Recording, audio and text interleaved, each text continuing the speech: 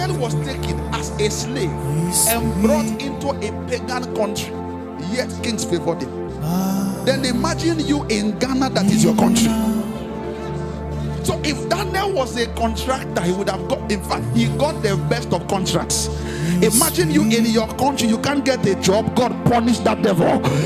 Imagine you in your motherland, where they gave birth to you. You schooled here, you were raised here. I decree, the best of this land shall locate you. It said, if you be willing and obedient, you shall eat the good of the land. May the best of Ghana begin to come to you. I decree that in this month of August, you shall come in contact with people that matter. Kings will commit to you. Great men will meet you. In the name of Jesus, as you go and you come, doors will open to you where you never imagined.